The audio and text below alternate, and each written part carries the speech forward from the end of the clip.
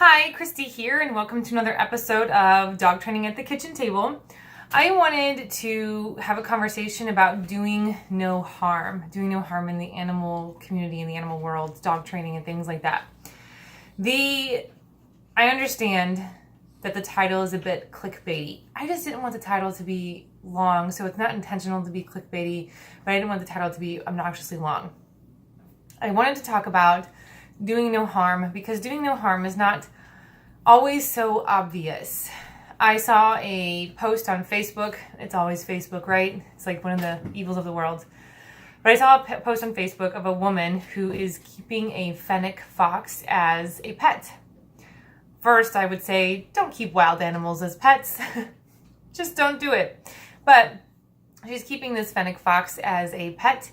And because she is a vegan, she is having this fox be a vegan as well. The fox's hair is falling out. Whatever is left is lackluster. His teeth are falling out. He's skin and bones because fennec foxes are obligate carnivores. They have to eat meat. And that's the only thing they have to eat is meat. So this woman who proclaims doing no harm to the animal kingdom, and I don't eat meat and so my pets won't eat meat, but I'm keeping an obligate carnivore as a pet. And incidentally, by feeding it a vegan diet, killing it. So this idea that you can do no harm, and it's as obvious and simple as that, just do no harm, is a little bit absurd. And we're seeing this more and more in the training community. That's a bit extreme. I think most of the world would agree this woman is a little off her rocker and probably should be charged with animal cruelty. If nothing else, the animal needs to be removed from her home, right? You're doing this animal a terrible disservice. But we do see this in our pet animals as well. I was in one conversation with a woman. It was a dog owner, so I want that to be clear. I know people want to get in defense of owners because owners should know better. Or because owners don't know better, and it's our job to educate them. So if you want to be in defense of the owner, go ahead. But I feel that this woman needs to be held seriously accountable for her actions. She has a dog with severe separation anxiety, so much so that it's chewing and eating the walls and the furniture, and has been for 8 years. 8 years her animal has lived in such anxiety and just panic. And now she's trying to sell her house and she needs this dog to cut it out. So she's going to try CBD oil and she's going to try Prozac because this animal now needs to stop and needs to stop now. She has had 8 years.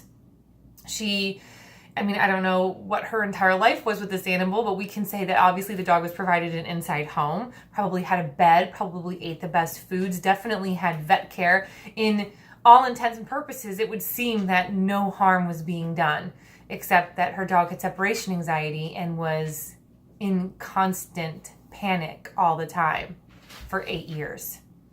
That's a lot of harm being done to a dog living a cushy life.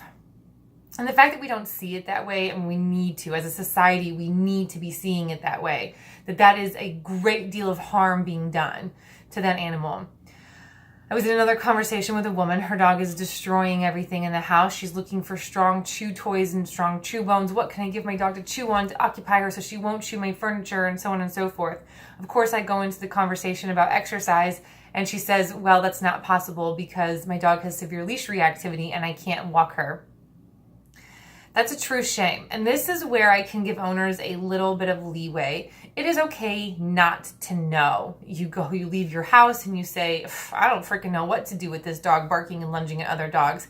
But what it is not okay is to not recognize that you need a trainer in your life. This is an oversaturated field. Probably one of the most oversaturated fields is dog training. There is a dog, guarantee you know one. Guarantee you know either a Cesar Millan fanatic, guarantee you know someone who's maybe a Victoria Stilwell fanatic, guarantee you know a dog trainer or someone who has more experience in training than you do. Maybe not the best person to get advice from, but still someone that you know in your life that is probably a dog trainer. And if you don't know one personally, you know someone who does. I mean, trainers are everywhere. They're on every corner. It's like a Quick Trip or a Walgreens in St. Louis. Like you can find one anywhere. We're also all over the internet. I mean, all you have to do is put in a Google search for dog trainer and you're going to find one. So not knowing how to solve a problem is one thing. Not knowing how to find a solution to the problem, now that I can't live with. But as I'm talking to her, I'm actually thinking about how many trainers I do know that would actually agree with her that your reactive dog should not be out for a walk. I saw a post done from the Animal Behavior College, one of the leading schools. Most people tend to graduate from Animal Behavior College if they're doing a positive reinforcement-based training. You're really going to find a lot of Animal Behavior College or ABC trainers. They're kind of everywhere. And I saw a post from them on Instagram talking about that you shouldn't be walking your reactive dog. So there are trainers in the world who would actually agree to that. And I'm going to tell you now that I don't consider that doing no harm. I think that's doing a great deal of harm. That this dog is living only in her yard and only in her house, so much so that now she's destroying things because she's so flippin' bored. And you're saying that that's the best solution to leash reactivity is to just avoid the world. This is going to come in full circle back to dog training tools and devices. So when trainers think about doing no harm, they instantly think about not doing choke chains, not doing prong collars, not doing remote training collars. So any of the obvious aversive training tools. And some, they consider the halty, gentle leader types of too aversive as well. I think that's pushing it. I think if you're excluding halties or gentle leaders from your training toolbox, like you've kind of gone off the deep end of what reinforcement-based training means. But that's my own personal opinion. You don't have to like it or share it, but that's how I feel about it. There's a point where we're getting too positive.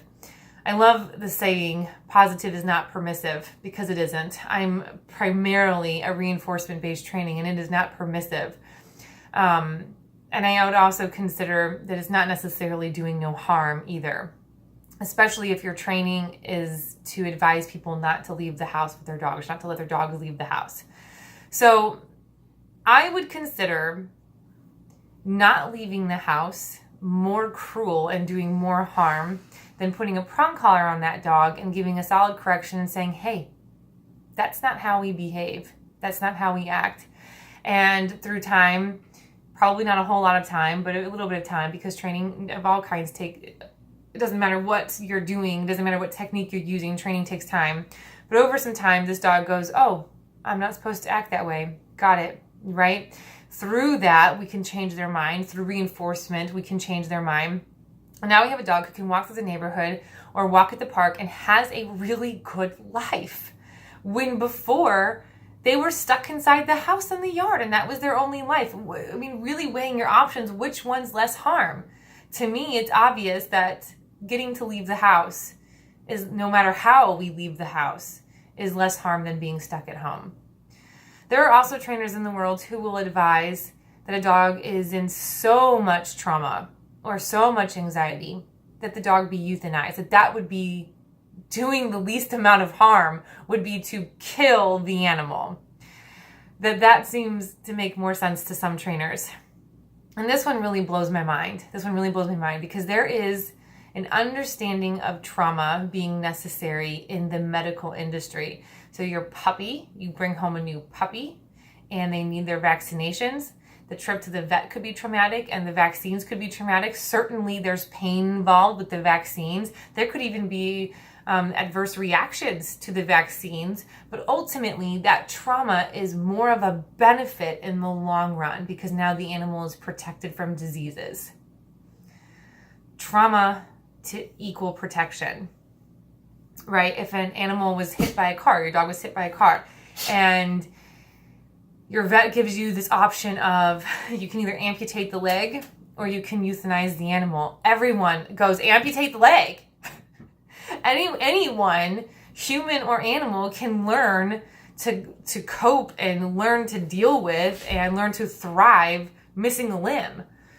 Of course, like, take the leg, don't take the life. But in training, we don't seem to understand that an initial trauma of a leash correction or initial trauma of a remote collar correction actually leads to a more positive experience and a more positive life.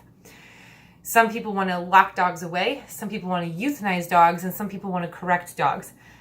I'm going to tell you, of those three, I find the correcting of the dogs less harm than the other two. I want to stop here and say, because I know someone's watching this and getting irate at the video, at their computer screen, but can an aggressive, reactive, anxious dog be treated with reinforcement-based methods? Yes. If it's done correctly, yes, they can be. So I'm not telling you that your leash reactivity needs a pinch collar. I'm saying that the pinch collar is more humane than the locking the dog away and euthanizing the dog, right? So when we consider what it means to be doing no harm, I want to say that I don't think that it's possible to walk through life doing no harm. If you give annual vaccines, you're likely doing harm to your dog's internal organs. You might not see it, but it's happening. If you're using a front clip harness and you walk every single day for your dog's life, you could be destroying their tendons in their shoulders, and you're still doing harm. It doesn't seem very obvious and you can't see it, but it's still happening.